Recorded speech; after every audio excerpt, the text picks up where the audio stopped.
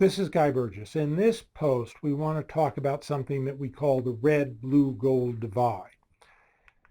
And here we also want to be clear that our primary focus is on defending democracy.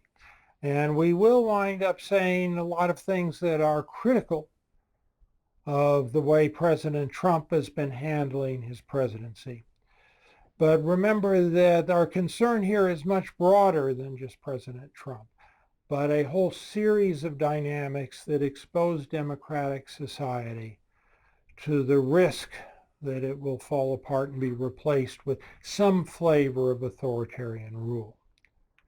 Now, this is a continuation of a series of posts that have tried to map this complex of conflicts that we've been talking about under the rubric of authoritarian populism.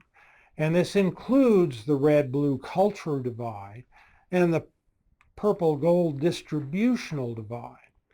Now, what we try to do to help visualize this, and I introduced this idea a little bit in the first overview slideshow, is we turn this into a three-dimensional space. So horizontally, we have the cultural divide, and vertically, we have the distributional divide.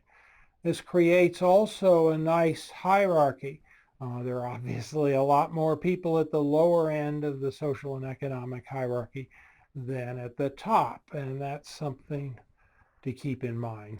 On this diagram, it's pretty easy to delineate the various steps in the distributional divide. Here I've highlighted the 1% of the 1% who seem to be getting, the folks that are really, really getting rich. And then we have the 1%, the 19%, which we talked about in the earlier slideshow, as well as the left behind and the democratic classes. You can overlay on top of this, going the other way, the cultural divide. And this line is drawn in a bit of a curvy fashion to reflect the fact that the folks at the bottom of the hierarchy, the so-called protected classes, tend to skew toward the liberal end of the culture conflict. And up a little higher when you're talking about the left behind, they tend to skew towards the conservative end. And as you get closer to the top, things tend to be a little more evenly divided, though maybe, if you look at the statistics, skew a bit more in a progressive direction. The other thing to be clear about is that this is a map of the classic social hierarchy with a very few people at the top and lots of people further down. And there is an iron law of specialization and authority that nobody's quite figured out how to break. We can't all be at the top of the hierarchy. We can't have a society composed exclusively of lawyers and politicians and doctors, college professors, I suppose.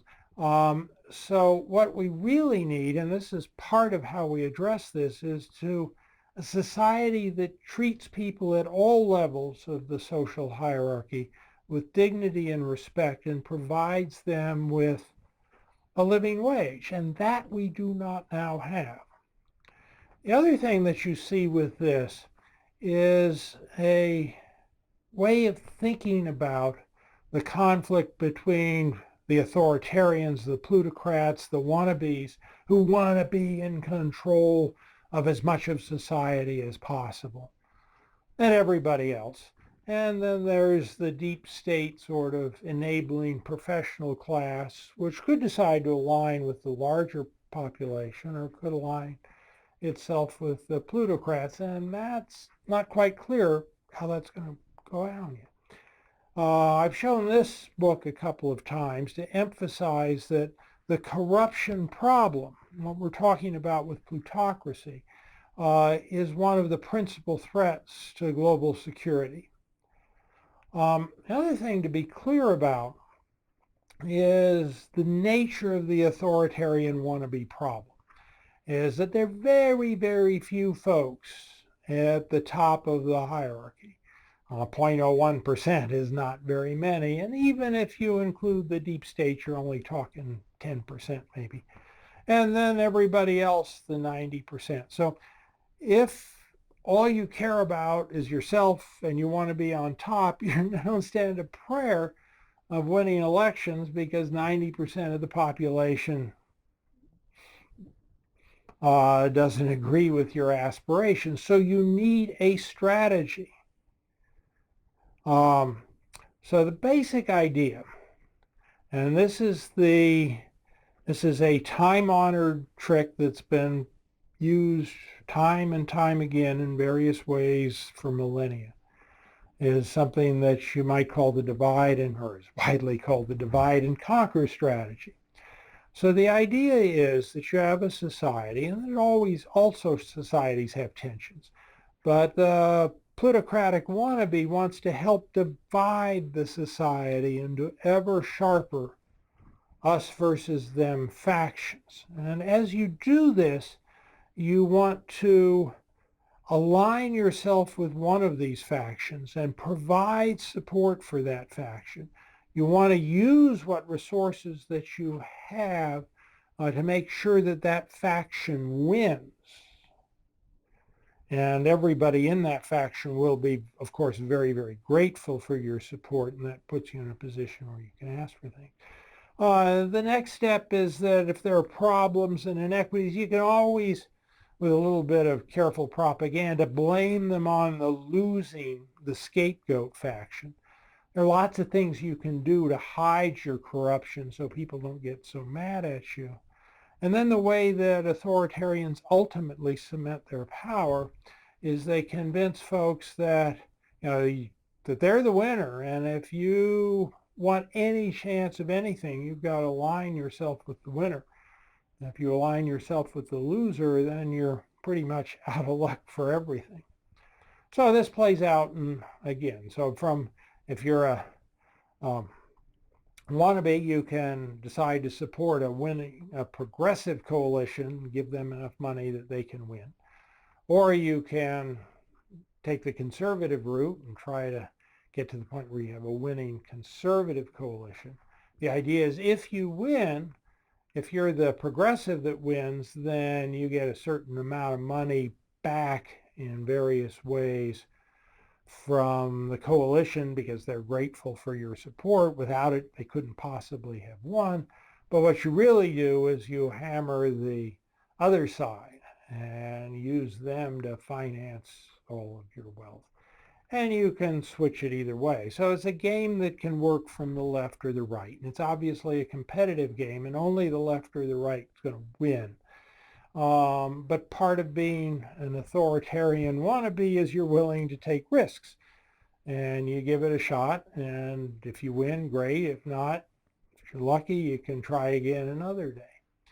Now, this is a recent article from the New York Times, again, another one of these Thomas Etzel things that very well documented, that explains how President Trump and his very, very divisive politics has worked in concert with the Koch brothers' efforts to put through a whole series of policies that are very, very generous to the very rich. And this is as good a description of how this works in real life as I've seen. I recommend that. Now, if you're trying to win the support of the population, there are two basic strategies you can do this. There's the swing voter strategy, where you try to get folks in the center to support you, and that requires you to make some concessions and compromises and maybe yields a marginally better set of social policies, though they still tend to favor the very rich. The alternative strategy is what's called the mobilize the base strategy, where and this in the United States where lots of people don't vote, this is an extremely powerful political tactic. What you do is you get people on your side so mad that they'll actually bother to vote. And it requires spreading a lot of very inflammatory stories.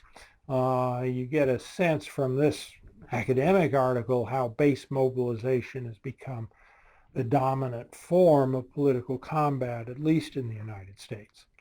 So the idea is you inflame either the left or the right by, in a figurative sense, literally pouring gasoline and making people madder and madder and madder. And we see this in the rhetoric of both the left and the right.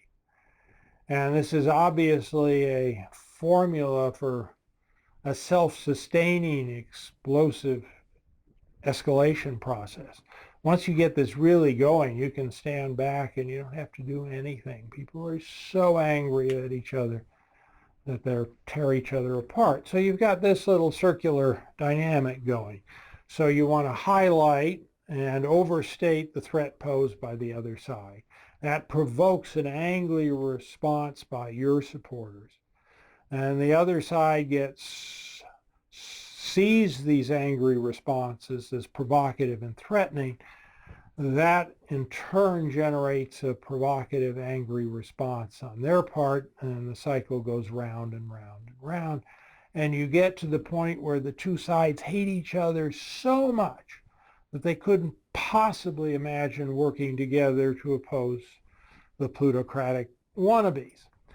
Other thing to keep in mind is that, at least in U.S. politics, and I can't speak to other countries, there's an enormous amount of stability. These are election results by various demographic groups. For one election that George W. Bush won, another that Obama won. And you can see that the distribution of which group got which votes doesn't change very much. So again, you're not persuading folks in the middle. You're just firing folks up on one side or the other. And it doesn't take much to decide elections. So the key to resisting authoritarian and plutocracy is somehow or another, you've got to build something closer to 99% coalition. Occupy Wall Street guys never really aspired to anything really quite like that. That brings together the left and the right along both distributional and cultural dimensions. Not to agree on everything. We're not going to do that. But maybe in a spirit of tolerance and coexistence where they can at least recognize that they have a common interest in resisting the authoritarian and plutocratic impulses of society. So basically what you've got to do is come up with a strategy for damping down rather than fanning the flames of these base mobilization strategies. And that's something that's not happening very much at the moment.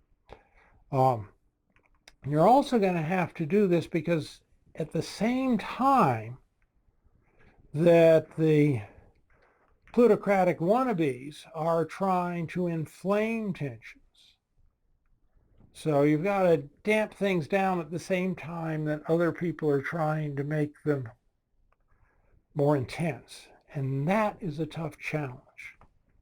The good news is that there are organizations out there that are trying to do it. There are lots of other potential opportunities for citizen groups to come together to try to do this.